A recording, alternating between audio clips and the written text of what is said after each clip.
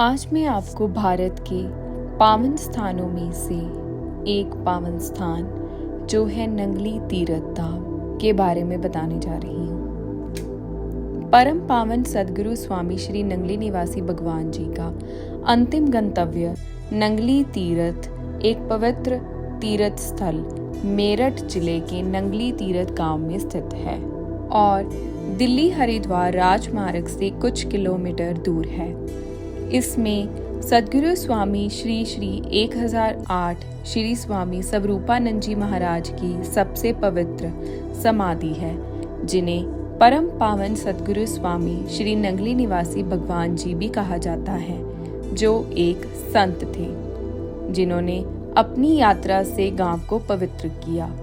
मुख्य सड़क से तीर्थ तक के रास्ते में कई मोड़ हैं जो 84 लाख योनियों से मुक्ति अथवा मोक्ष का प्रतीक हैं। भारत के विभिन्न हिस्सों से हजारों भक्त इस तीर्थ पर आते हैं। श्री नंगली साहिब तीर्थ सद्गुरु नगर श्री गुरु महाराज जी का निवास स्थान है।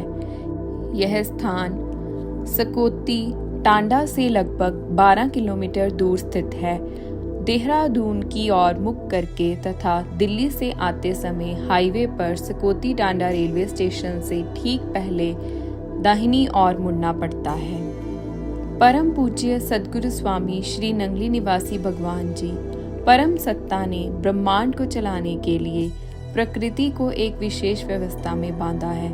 ब्रह्मांड में कोई भी वस्तु अव्यवस्थित नहीं है। युगों युगों बीतते चले गए, लेकिन प्रकृति के संबंध में उनके नियम और सिद्धांत विश्व भर में भारी विनाश के बावजूद अछूते रहे। प्रकृति का नियमन और प्रबंधन आरंभ से ही सफलतापूर्वक चला आ रहा है और यह आगे भी जारी रहेगा और अप्रवर्तित रहेगा।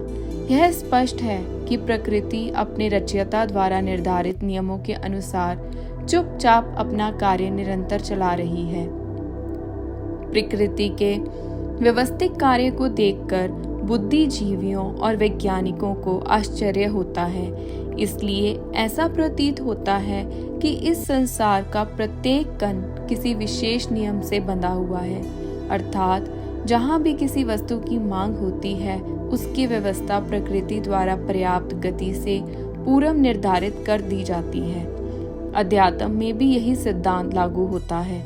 यह सदियों से चली आ रही परंपरा है कि आध्यात्मिक ज्ञान एक हृदय से दूसरे हृदय में प्रवाहित होता है, जिसके परिणाम स्वरूप महान आत्माएं एक निश्चित समय पर एक स्थान पर मानव रूप में जन्म लेती हैं। भगवान श्री कृष्ण के बारे में उन्होंने एक बार समझाया था कि ऋतुओं में वे एक ऋतु हैं। ऋतुओं का राजा वसंत ऋतु पृथ्वी पर शासन करने के लिए आया था।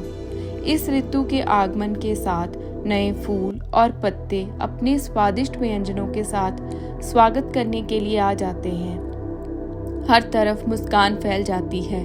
हरी घास धरती को मखमली कालीन में बदल देती है। काली मधुमक्खियां गुनगुनाने लगती हैं। ऋतु के साथ प्रकृति भी मुस्कुराती है।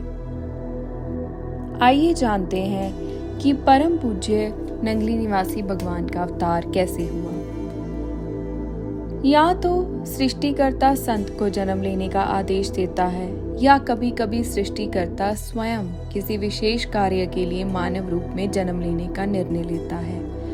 अतः पूर्ण संत के रूप में सर्वशक्तिमान श्री 1008 स्वामी स्वरूपानंद जी महाराज परम पूज्य सद्गुरु स्वामी श्री नंगली निवासी भगवान जी ने बसंत के सबसे शुभ दिन शुक्रवार 1 फरवरी 1884 ईस्वी 20 माघ संवत 1940 विक्रमी को उत्तर पश्चिमी सीमांत प्रांत के कोहाट जिले की तहसील बांदा के टेरी में एक प्रतिष्ठित वासुदेव परिवार में जन्म लिया, जिनके आगमन से लंबे समय के प्रतीक्षा खत्म हुई। उस समय उपस्थित रिश्तेदारों ने महसूस किया कि उनके घर में एक दिव्य प्रकाश प्रकट हुआ था, जो एक सच्चा संदेश था कि वे नैतिक और आध्यात्मिक जीवन में आमूल चूल परिवर्तन लाएंगे। इसके अलावा बच्चे के जन्म के समय रोने के कोई लक्षण नहीं थे, बल्कि दिव्य बालक के सुंदर होठों पर एक मधुर मुस्कान देखी गई। पूज्य लाला प्रभुदयाल जी ने उनके पिता, जो उनके पिता थे, तथा श्रीमती राधा देवी को उनकी माता कहलाने का गौरव प्राप्त था। उस समय टेरी में देश के अन्य भागों की अपेक्षा अत्यधिक क्रूरता तथा घोर अन्याय हो रहा था। ईश्वर प्रेमी लोगों की करुण पुकारें ईश्वर तक पहुंचती थी। क्रूर पठानों का अत्याचार उस समय आम बात थी तथा छोटी छोटी बातों के लिए गोली मारना, तलवार से हत्या करना, इनका उन्हें कोई डर नहीं था। वे फिरौती के लिए हिंदुओं का अपहरण भी करते थे, इसलिए उन्हें टेरी को अपनी जन्मभूमि बनाना पड़ा। जिस क्षण उन्होंने धरती के उस टुकड़े को अपने पवित्र चरणों से स्पर्श किया, वह भूमि पवित्र हो गई।